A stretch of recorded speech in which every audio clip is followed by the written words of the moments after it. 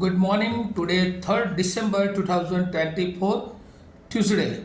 Wisdom of Word of God morning ડિવોશનમાં આપ સર્વનો આવકાર કરવામાં આવે છે અને પ્રેમી સલામ પાઠવવામાં આવે છે. આજે સવારે આપણે નીતિવચનોનું પુસ્તક ને એનો 11મો અધ્યાય અને એની 12મી કલમ પર પ્રભુનું વચન એ જોવા માગીએ છીએ. પ્રોવ્સ ચેપ્ટર 11 વર્સ 12 અને પ્રભુનું વચન આ પ્રમાણે આપણને કહે છે, પોતાના પડોશીને તુચ્છ માનનાર અજ્ઞાન છે, પણ બુદ્ધિમાન માણસ છાનો રહે છે. અને આપણે ઘણા સમયથી એ સુલેમાનના નીતિવચનો જોઈ રહ્યા છે અને એમાં ગઈકાલે આપણે 11મી કલમ સુધી જોયું હતું, ચોથી કલમથી 11મી કલમ સુધી ચેપ્ટર 10માં.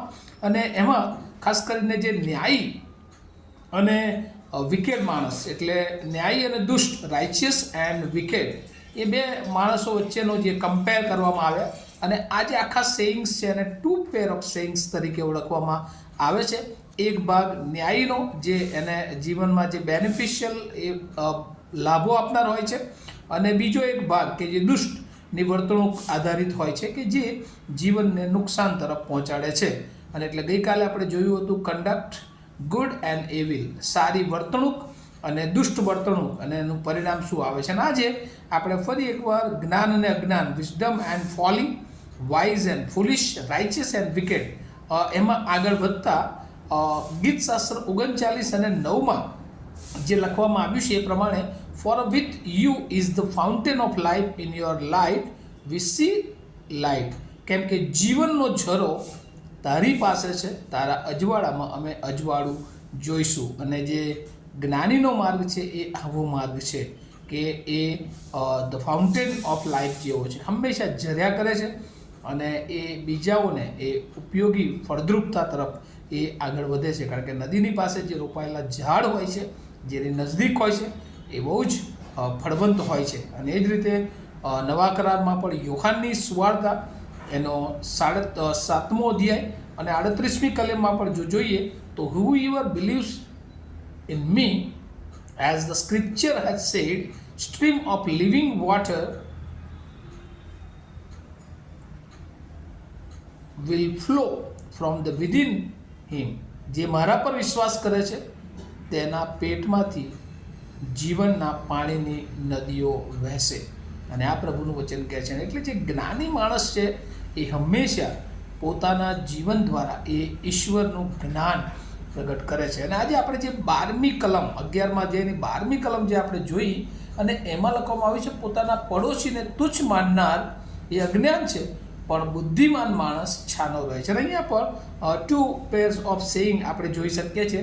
એક ભાગ જે 12મી કલમનો, પોતાના પડોશીને તુચ્છ માનનાર એ અજ્ઞાન છે. એટલે મૂર્ખ જે હોય છે એ પોતાના પડોશીને તુચ્છ ગણે છે, પોતાના પડોશીને જાણે કે એ ધિક્કારે છે, બીજા અર્થમાં હેડ કરે છે. અને એ બીજા જે લોકો હોય છે એમને પોતાના એ ગણતો નથી. પણ અહીંયા લખવામાં આવ્યું છે, જે જ્ઞાની માણસ છે 12મા કલમની બીજી ભાગમાં, પણ બુદ્ધિમાન માણસ છાનો રહે છે. અને જે બુદ્ધિમાન, જે વાઇઝ મેન છે, જે ન્યાયી માણસ છે, જે જ્ઞાની માણસ છે, એ હંમેશા એ શાંત રહે છે. અને શાંત રહેવાનો મતલબ શું, ત્યાં લખવામાં આવ્યું છે કે પણ બુદ્ધિમાન માણસ છાનો રહે છે. છાનો રહે છે એનો મતલબ કે એ એના પડોશીઓ પ્રત્યે પોતાનો પ્રેમ પ્રગટ કરે છે. બીજા અર્થમાં કે એના પડોશીની ગમે તેવી ભૂલો હોય પણ તે માફી એના જીવનમાં એ જોવા મળે છે. એટલે બીજાના પ્રત્યે એ માફી એ જાણે કે આપતો એ જોવા મળે છે. અને એ રીતે ખાસ કરીને પહેલો પિતર એનો 1લો અધ્યાય અને એની 4થી કલમ જોઈએ તો ત્યાં પણ પ્રભુનું વચન લખવામાં આવ્યું છે કે એકબીજાને પ્રેમ કરો, love each other, because love cover all multitude sins. પ્રીતિ એ સગળા પાપના પુંજને એ ઢાંકે છે.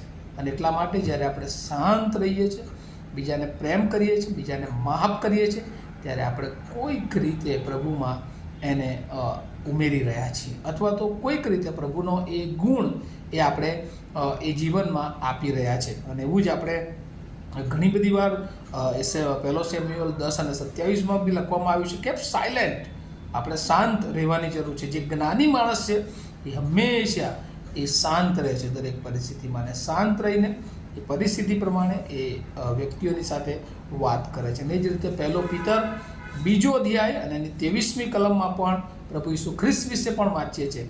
એણે નિંદા સહન કરીને સામે નિંદા કરી નહીં, એણે દુઃખો સહન કર્યા અને સામે ધમકી એ આપી નહીં.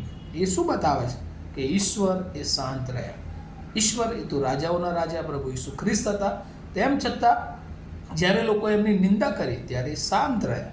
અને ત્યાં લખવામાં આવ્યું છે તેમણે સહન કર્યું. એમના પર દુઃખો આવી પડ્યા ત્યારે એમણે સામે લોકોને ધમકી આપી નહીં. પણ આજના જીવનમાં આપણે જોઈએ છીએ ઘણી બધી વાર કે આપણે અશાંત બની જઈએ છીએ. કોઈ આપણને હેરાન કરે ને આપણે પણ એને બદલો લેવાની ભાવના રાખીએ છીએ. કોઈ આપણને દુઃખમાં આગળ વધારવા માટે પ્રયત્ન કરે અને આપણે એની વિરુદ્ધ થઈ જઈએ છીએ, એને પણ ધમકી આપીએ. પણ બાઇબલ જે ન્યાયી માણસ, જે જ્ઞાની માણસ, જે પ્રભુને ઓળખનાર માણસ છે, હંમેશા ગમે તેવું એના વિરુદ્ધ થાય પણ તે સહન કરે છે. કારણ કે એ સહનશીલતા, એ શાંતિનો આશીર્વાદ પ્રભુ એના બાળકોને આપે છે અને એ દ્વારા એ પ્રભુનો નમૂનો પૂરો પાડે છે. એટલે અહીંયા લખવામાં આવ્યું છે 12મી કલમ, પોતાના પડોશીને તુચ્છ માનનાર અજ્ઞાન છે, એ જ્ઞાની નથી.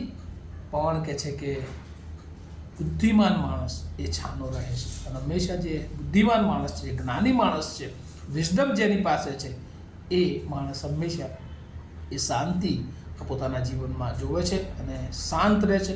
અને દરેક પરિસ્થિતિ પ્રમાણે કેવી રીતે બીજાને મદદરૂપ થઈ શકીએ એ એનો મુખ્ય વિચાર હોય છે. અને એટલા માટે પ્રભુ આપણને પણ એવા બનાવે.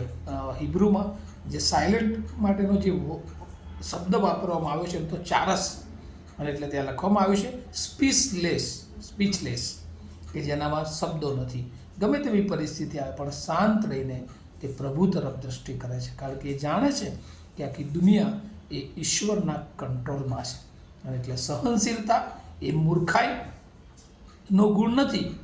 દુઃખ સહન કરવું એ મૂર્ખાઈનો ગુણ નથી, પણ એ જ્ઞાનીનો ગુણ છે. એ શાંત રહે છે અને શાંત રહીને પોતાના જીવનને પ્રભુની સમક્ષતામાં મૂકે છે કે જેથી કરીને એ નિંદા કરનારને પણ બદલી શકે, એ દુઃખોની સામું પોતાનો એક આગવો નમૂનો આપી શકે. અને આ પૃથ્વી પર બહુ ઓછા લોકો એ આપણને આવા જોવા મળે છે. કોઈકની નિંદા કરવામાં આવે અને કોઈને ગમે એવું કદી બને નહીં. કોઈના પર તમે આપણે જાણી જઈએ કે આજ મને દુઃખમાં આગળ વધારી રહ્યા છે, આપણને ગમે નહીં. પણ બાઇબલ કહે છે કે આપણે શાંત રહીએ અને પ્રભુની તરફ દ્રષ્ટિ કરીએ. કારણ કે દરેક દુઃખોમાંથી, દરેક નિંદાઓમાંથી નિવારણ આપનાર પ્રભુ ઈસુ ખ્રિસ્ત એ આપણી સાથે છે. અને આ ડિસેમ્બર મહિનામાં આપણે પ્રવેશ પામ્યા છે. એ પ્રભુ ઈસુ ખ્રિસ્ત આ પૃથ્વી પર જન્મ લીધો, તમારા અને મારા પાપોને એમણે કવર કર્યા.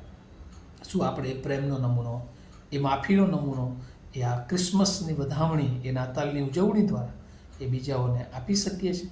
આ મહિનાની શરૂઆતમાં પ્રભુ આપણને આહવાન આપે છે. આ વચનો પ્રભુ સમજવાને માટે, શીખવાને માટે, સ્વીકારવાને માટે એની કૃપા આપે. પ્રાર્થના કરીએ.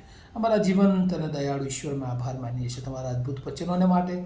જ્ઞાની, અજ્ઞાની, ન્યાયી, દુષ્ટ માણસની વર્તણૂક અને જીવનમાં કેવી રીતે એમના ઉપયોગો છે, નુકસાન છે, એ બાબતો અમે ઘણા સમયથી પ્રભુ જ્યારે શીખી રહ્યા છે ત્યારે ખાલી સાંભળવા ખાતર નહીં, પણ અમારા જીવનમાં એ લાગુ કરીએ. અમારી નિંદા કરનારાઓને, અમને દુઃખ આપનારને, અમને હેરાન કરનારને પ્રભુ અમે માફ કરીએ અને હંમેશા શાંતિથી અમે તમારી વાટ જોઈએ. કેમ કે તમે આ પૃથ્વી પર તમારો આધાર છો અને અમને પ્રભુ તમારા જ્ઞાનના બાળકો, જ્ઞાની બાળકો બનાવ્યા છે. ત્યારે પ્રભુ આ બધી પરિસ્થિતિમાં અમે તમારું મુખ શોધીએ એવી કૃપા માગતા અમે સગડા અમારા જીવનો તમારા હાથમાં મૂકીએ છીએ. મારી પ્રાર્થના ઈસુ પ્રભુના નામમાં સાંભળો, તેનો સ્વીકાર કરો. Amen. Have a nice day to all of you. Thank you.